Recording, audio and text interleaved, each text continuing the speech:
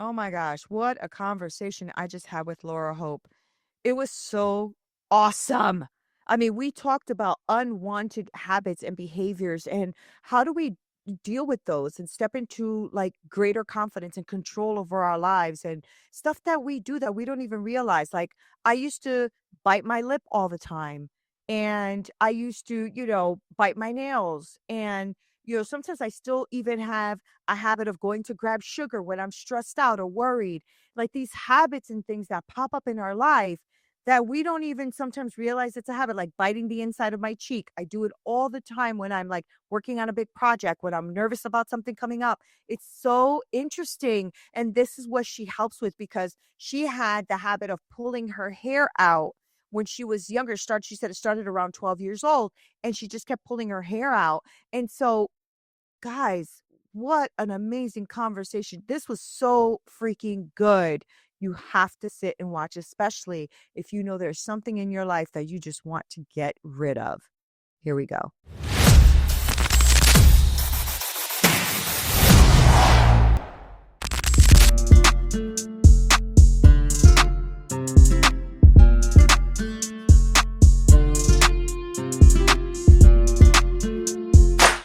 What's up, y'all? This is Nina Perez, and this is Straight Talk, No Sugar Added.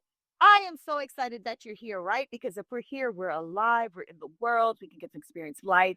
And today's guest, Laura Hope, is here because she is amazing. She's a transformative force behind hope and healing coach. I cannot wait to have a conversation with her, right? So we met a little while ago. I thought she was so freaking cool. And she helps people break free from unwanted habits. Hobbits. Can you imagine a hobbit? All right. She helps us break free from unwanted habits and step into greater confidence and control. Now she's a clinician, a BFRB advocate. So you have to tell us what that is. Okay. Mom of two teens. Girl, I'm sorry. Yeah, I know. And as self-proclaimed plant enthusiast, Laura's greatest passion lies in meeting people exactly where they are and guiding them towards radical self-acceptance. Now, if you're ready to shed some old freaking habits, because I know I am, and embrace a healthier relationship with yourself, you're not going to want to miss this. So, Laura, welcome to the show. How are you? Thank you, Nina. Doing well today. Like you, I'm put my feet on the floor. I'm up and moving. We're doing good. Good. And, now that I said that you're working with hobbits, it's unwanted hobbits. Oh, Lord have mercy. What is a BFRB? Yeah, so BFRB stands for body focused repetitive behavior.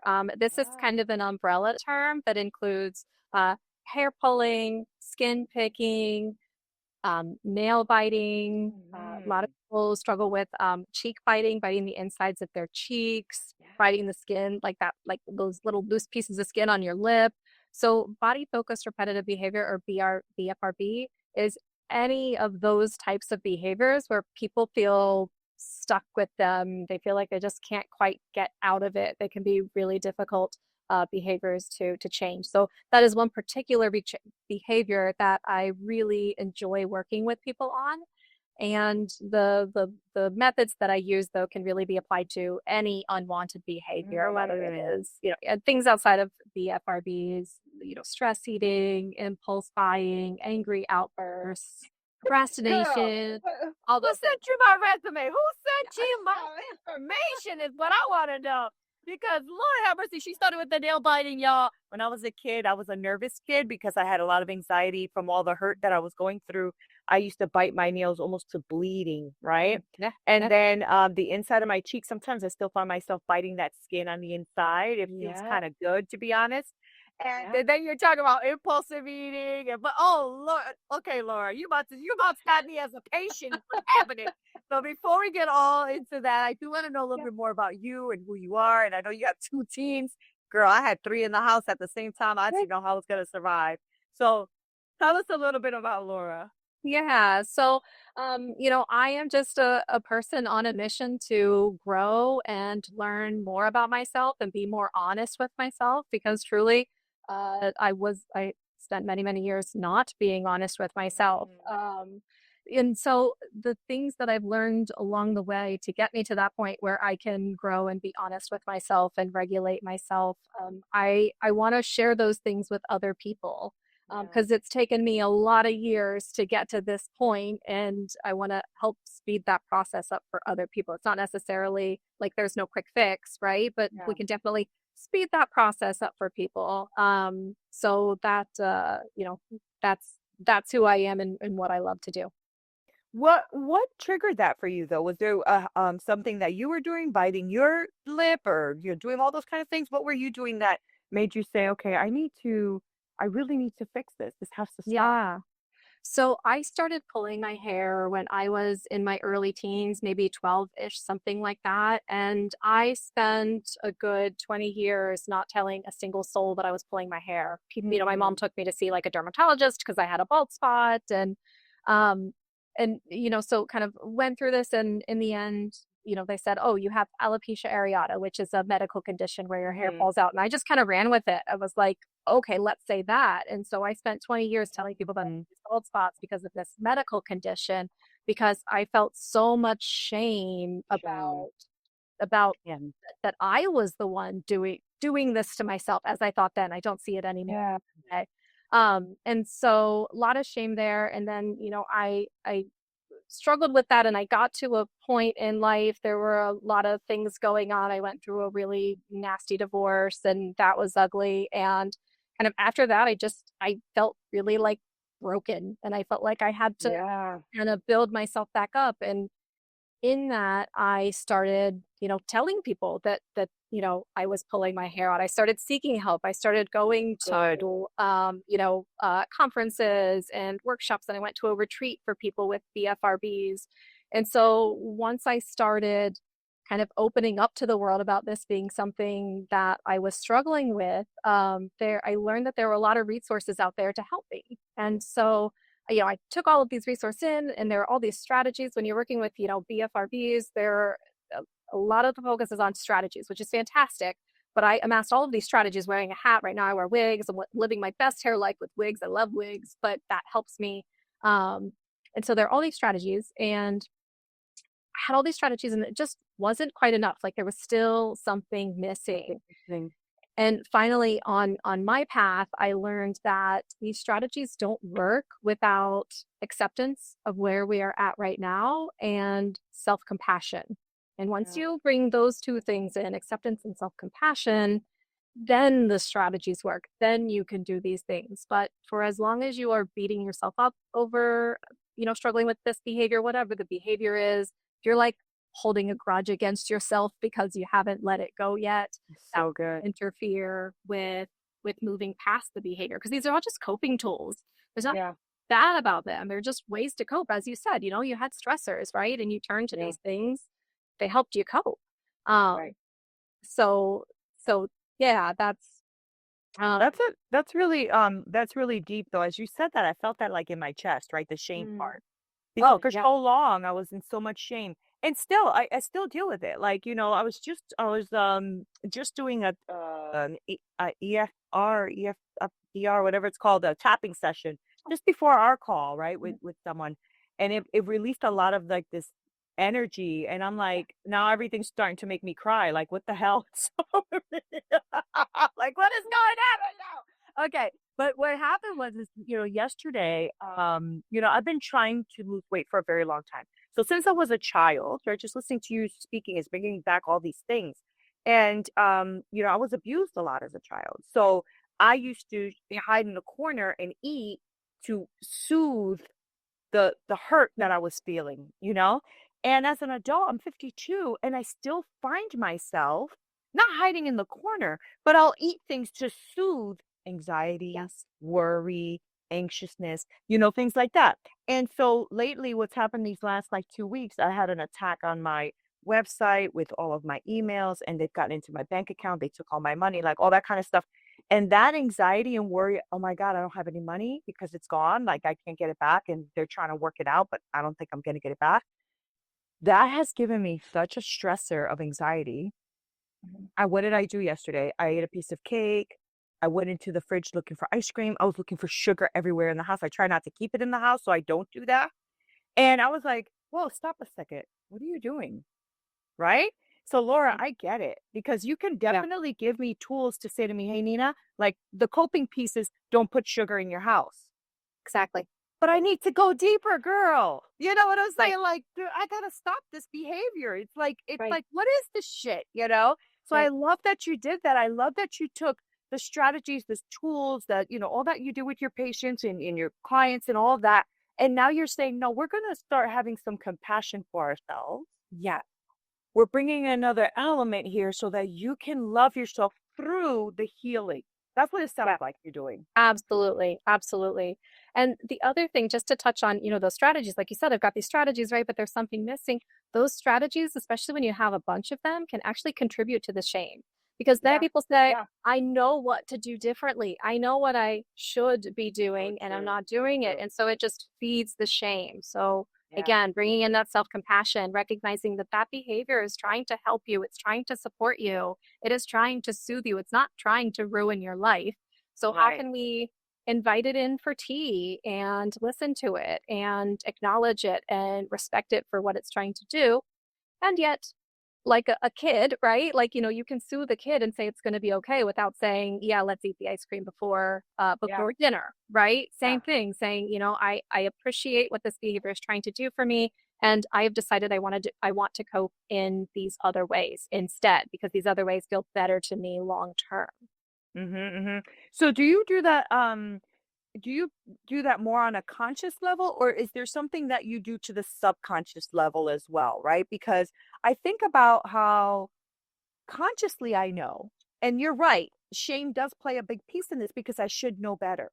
And this is where I was struggling the other day because I'm like, girl, what are you doing? You know what I'm Yeah. saying? Like, you know better. And then that gave me like a bad girl feeling, Yeah.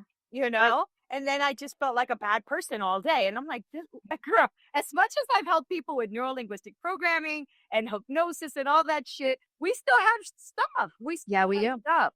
So take me through what you do with your clients. So a client comes in, they're having this recurring thing that's happening to them. Mhm. Talk to us about your process. What is it that you're doing with the people that come to you? Yeah, so my process is to really, and I acknowledge that people want the strategies, right? People want the actionable to do, right? You always do, of course. So I respect that, and I sprinkle that in, but I also talk to people about changing their mindset.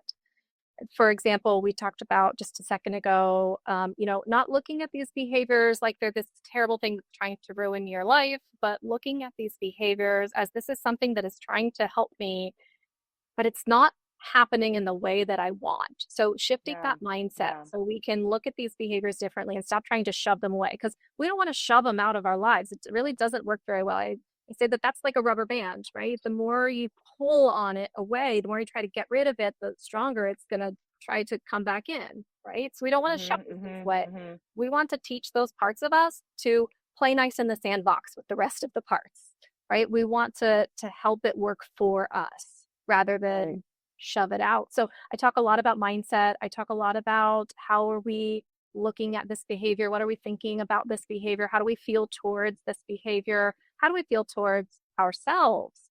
We tend to be so, so, so critical of ourselves. And I know this, I've been somebody who's been incredibly critical of myself.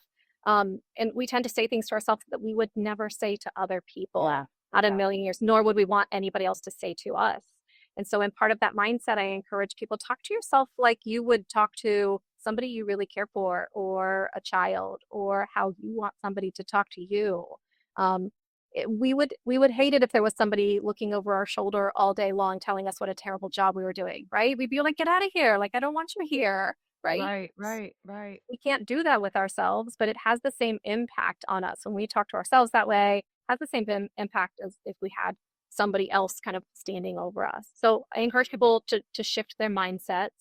Um, in that mindset piece is also shifting into a growth mindset. People often come to me and they say, well, I've been doing this for so many years, like I can't change it, right? Whether it's the behavior, whether it's something else. And it's like, well, okay, just because you've been doing it for that long doesn't mean you have to keep on doing it. You can choose to do things differently. So that's one piece, is the mindset piece. Mm. The other piece that I really focus on that I think is a bit different from other programs for behavior change is that I really encourage people to invite in strategies, coping strategies that they feel good about, coping strategies that they like, coping strategies that they want to use. And I invite them to bring those in such a way that it crowds out the unwanted behavior. I don't want to focus on taking away the hair pulling or the skin picking or the stress eating. I don't want to take that stuff away. I want to crowd it out with the stuff that we feel That's good so about. good. I never heard that approach before. I love that. So yeah, and I think that's where my approach is a bit different.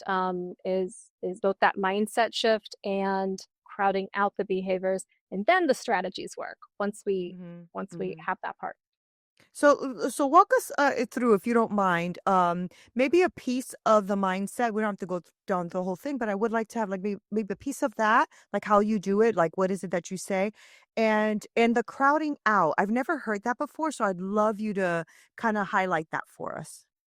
Sure. So for the mindset piece, a lot of times I just kind of wait until somebody gives me that gold, right? It is very easy in conversation for people to kind of show that negative self-talk or show that disdain for this behavior that they're struggling with. And so usually once I hear that in their conversation and how they talk, I say like, "Hey, I want to challenge that or I want to push on that," right? Like Mm-hmm. this is the way you see it, but is there another way to look at it? And sometimes people think I'm crazy. I even have somebody who just started my coaching program the other day who messaged me and said, thought it was crazy when you first said it. I was like, what is she talking about? And she was like, I've given it some more thought. And yeah, this behavior has helped me through tough times. Yeah. So for how I do that is I just wait for it to show up and then I say, hey, let me challenge that. Let's push on that for a minute and see if we can look at it in a So different good. way. Yeah. Yeah. So that's the part of the mindset piece is just wait for it to pop up. For the crowding out, I encourage people to, pick a couple behaviors that they want to try out. See if you feel good about it. Not everything is going to feel good to you. Some people like meditation, some people like yoga, some people need to go for a walk, some people need to call a friend, right? And the same thing isn't going to work for everybody.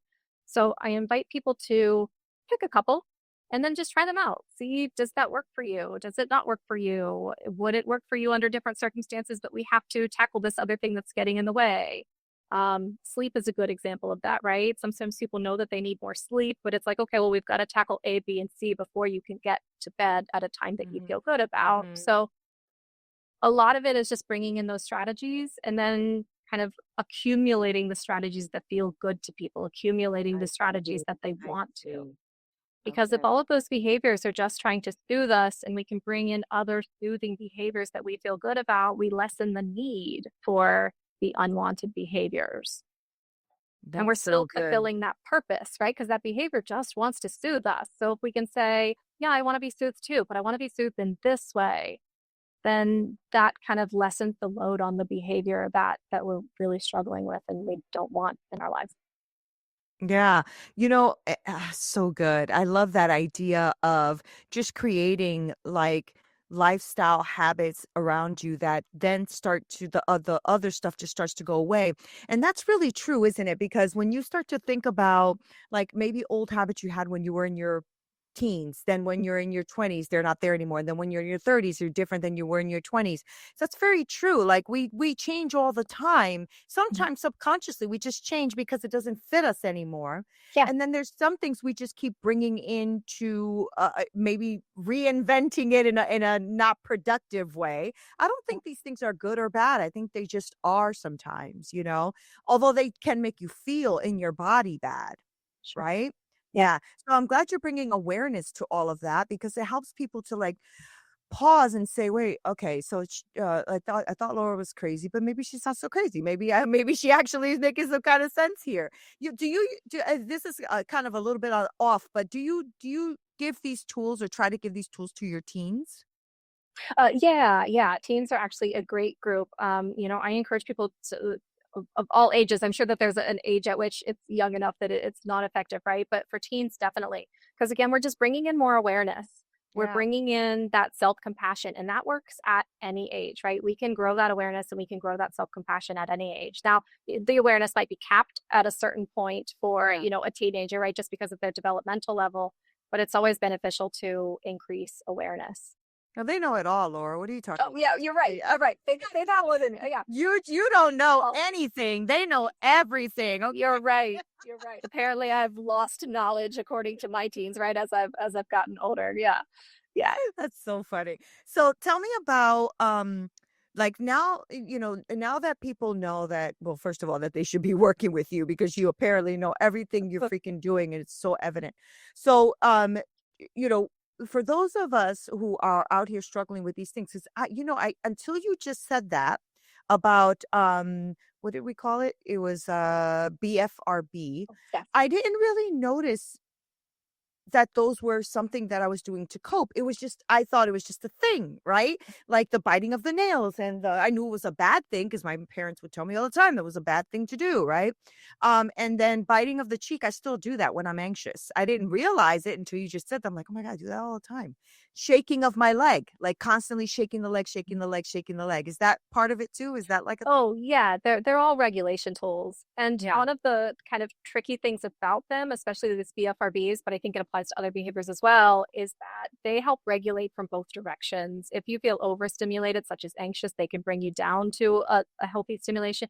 If you feel understimulated, such as bored, they can bring you up to a healthy stimulation level. Mm. So they're just really handy. I talk about them as brain hacks, right? And so, yeah, like bringing in that respect for what they're trying to do is Mm. really important.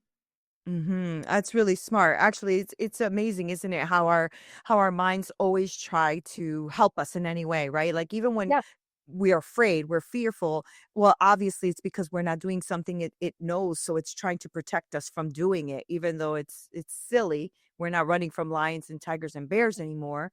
But I love that. You're absolutely right. Maybe I do something called parts integration, right?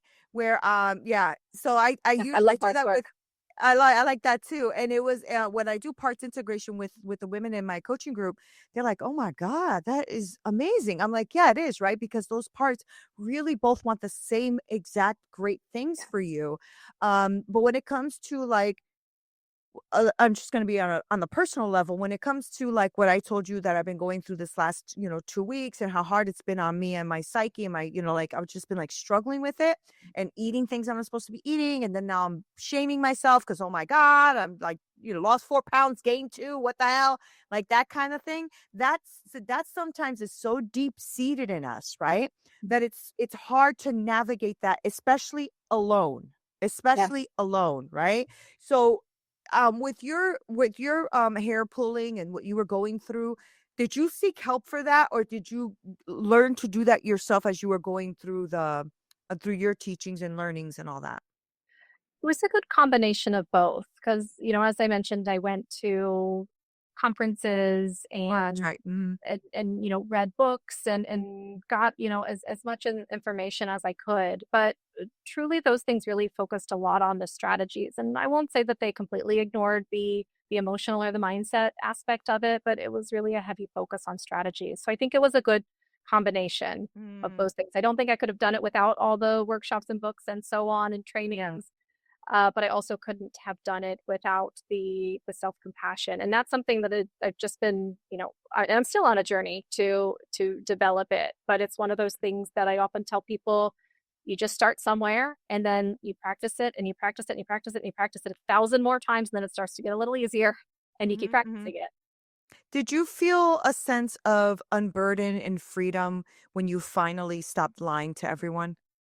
Yes. Yeah, it was really scary at first, and honestly, I had to address lying to myself first. Yeah, I was telling Yes. myself that I was happy in my marriage and that I was working all of these hours for the money and all of these things that Wow. finally I realized I was just lying to myself because I was uncomfortable with the truth. So, first I had to address being honest with It's myself. so hard, isn't it? It's So so hard. hard. It's so Yeah. hard because it's so scary, right? Yeah. Um, so yeah, at first I had to start there. And then with other people, boundaries were not my strong suit. I wasn't raised with this understanding of healthy boundaries. And Yeah. so setting boundaries with people was really scary. And in the beginning, it felt like, oh my gosh, I've done the wrong thing. I said the wrong thing. I shouldn't have said that. I shouldn't have said that I want pizza instead of Chinese because now they're angry at me, right? Right. Um, but with that fear, there was also a little bit of feeling good too. And so as I kept Mhm. practicing that and as I kept,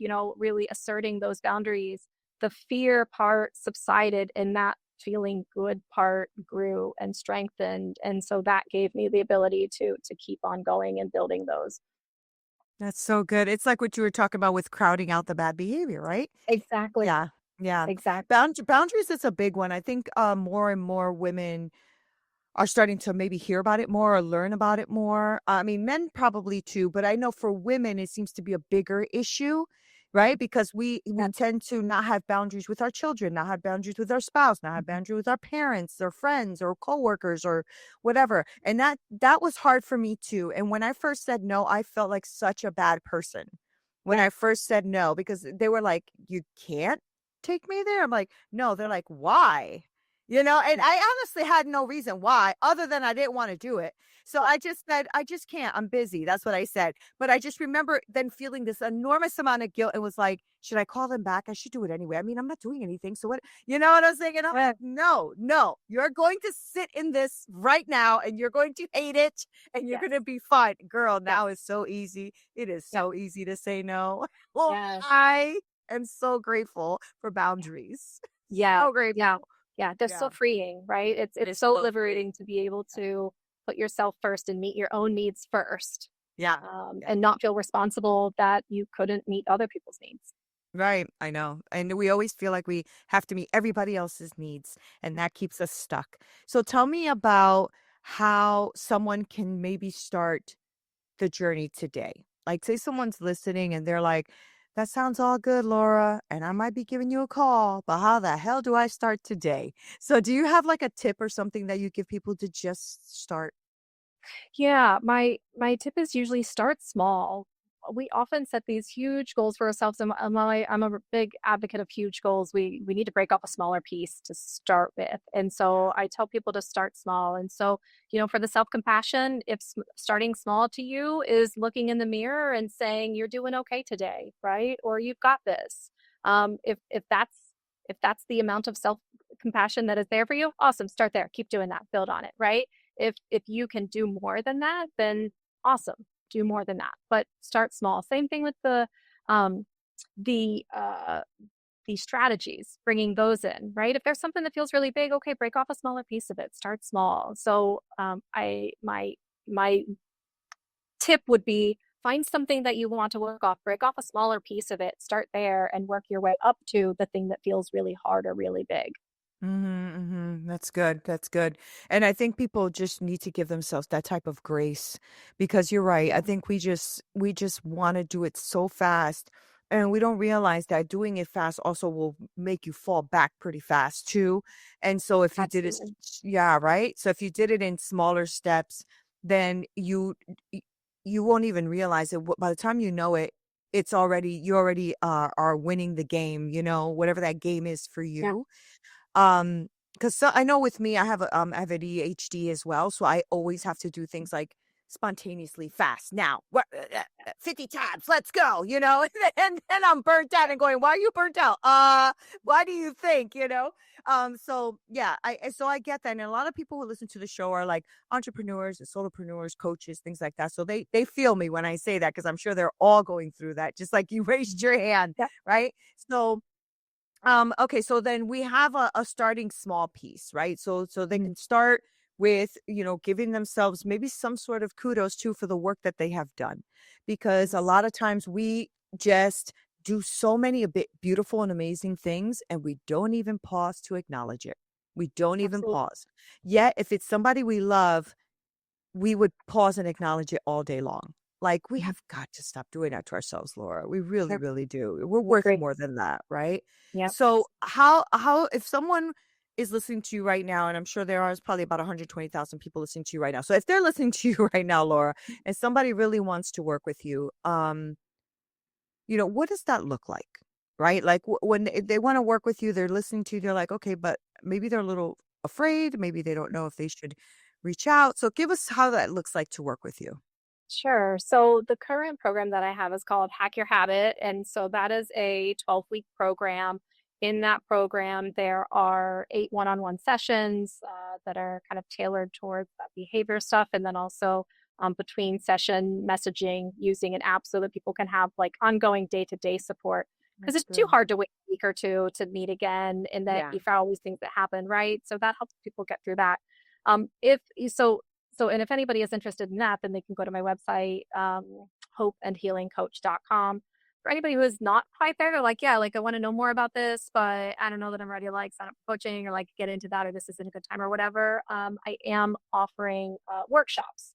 And so workshops that are That's kind of good. like a slice of the program that my hope is, even like this, that people get value out of it, Hmm. regardless of Hmm. whether they want to do coaching or not, but there's something helpful that helps them shift their mindset. And so at this point, I'm offering all of the workshops for free, and I'm, working with local places, but also hosting them online.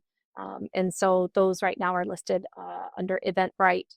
Um, and under Oh, so that's my great. second name there is Hope and Healing Coach as well. Um, That's great. so so those are the two ways that I would say if this sounds like something that people need more of, I would suggest checking to see is there a workshop that is scheduled that works for you, or going to the website and scheduling a consultation with me if coaching is something that they want to talk about.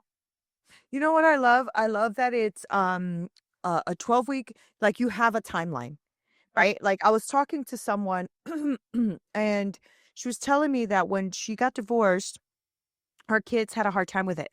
And so she put them in therapy. Well, it's been 9 years and they're still seeing the same therapist for the same thing. Sure. And so I kind of pushed back a little bit, because I'm like, well, it's been 9 years. Mhm. And then I kind of paused, like Yeah. it's been 9 Yeah. years. What tools do they have? Well, they don't have tools. They just get medication every week, so they Mhm. have to go every week, but there was no coping mechanism tools. And I Mhm. love, Laura, that you have taken the aspect of that and have shifted it into I'm giving you tools, strategies, mindset work, and all of that so that you can overcome this thing, right? Yes. Yes. And I love that you're doing this. This is Yeah. so powerful and so good for people. And I know that a lot of us don't look at these things as, so what if I bite my lip? Or so what if I chew my nails? Or so what if I no, it's not a so what. You are dealing with something and Yes. it's coming through in different ways.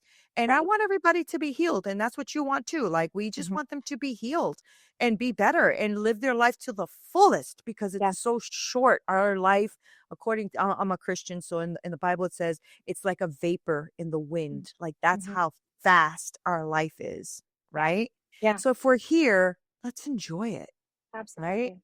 Yeah. Thank you so much for being here and hanging out on Straight Talk. I Uh, appreciate you so much. This was well, awesome. thank you for So having me. good. This You're is great. I've, so good. I've had a lot of fun. Yeah, me too. I learned a lot. So thank you. And Bye. just wrap us up by one more time by telling us about the website name again. Okay. And I The know web you said is in Eventbrite as well. So just wrap that up with us one more time and Sure, we'll, yeah. yeah. The website is www.hopeandhealingcoach.com, and same on Eventbrite. My, name on Eventbrite is Hope and Healing Coach. So Okay. it goes to the two places that people can find me. All right. Well, Laura, thank you for being here on Straight Talk. Oh, So good, guys. So good. I mean, she practically read my whole freaking like life on I didn't give it to her. She just did it. But it's true. Like the biting of the cheek and used to the bite the nail and these unwanted behaviors and habits and all these things that I've come through a lot of good things. I've come through a lot of things in my life, but there are still some things that I know need to come up. So Miss Laura might be hearing from me. All right. So thank you guys for hanging out with us. Make sure that you go onto her website, go to Eventbrite.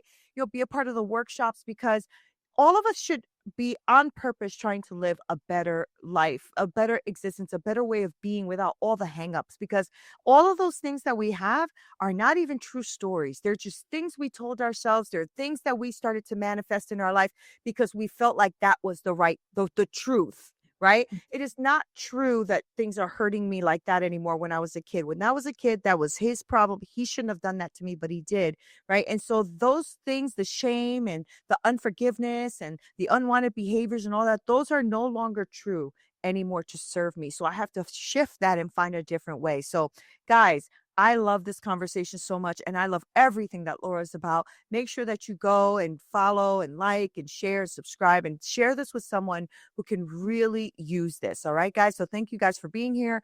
This is Neena Perez, and this is Straight Talk, No Sugar Added. Until next time.